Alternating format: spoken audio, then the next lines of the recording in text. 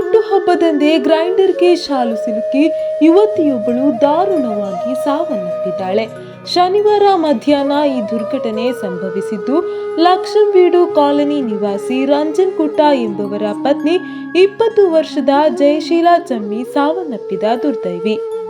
ಈಕೆ ತೂಮಿನಾಡಿನಲ್ಲಿರುವ ಬೇಕರಿಯೊಂದರ ನೌಕರಿಯಾಗಿದ್ದು, ಎಂದಿನಂತೆ ಬೇಕರಿಗೆ ತೆರಳಿ ಗ್ರೈಂಡರ್ನಲ್ಲಿ ಕೆಲಸ ನಿರ್ವಹಿಸುತ್ತಿರುವ ಮಧ್ಯೆ ಶಾಲು ಗ್ರೈಂಡರ್ಗೆ ಸಿಲುಕಿ ದುರಂತ ಸಂಭವಿಸಿದೆ.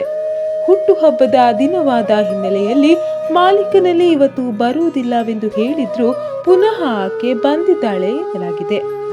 ಬೇಕರಿಯಲ್ಲಿ ಬೇರೆ ಯಾರೂ ಇಲ್ಲದೆ ಇರುವ ಸಂದರ್ಭದಲ್ಲಿ ಈ ದುರಂತ ಸಂಭವಿಸಿದ ಹಿನ್ನೆಲೆಯಲ್ಲಿ ಮಾಹಿತಿ ಅರಿತು ಸೇರಿದ ಸ್ಥಳೀಯರು ಆಸ್ಪತ್ರೆಗೆ ಕೊಂಡೊಯ್ಯುತ್ತಿರುವ ಮಧ್ಯೆ ಸಾವು ಸಂಭವಿಸಿದೆ ಎನ್ನಲಾಗಿದೆ. ಶವವನ್ನು ಮರಣೋತ್ತರ ಪರೀಕ್ಷೆಗಾಗಿ ಮಂಗಲ್ಪಾಡಿ ಆಸ್ಪತ್ರೆಗೆ ಸಾಗಿಸಲಾಗಿದ್ದು, ಯುವತಿಯ ದುರಂತ ಸಾವಿನಿಂದ ಊರೇ ಶೋಕಸಾಗರದಲ್ಲಿ ಮುಳುಗಿದೆ.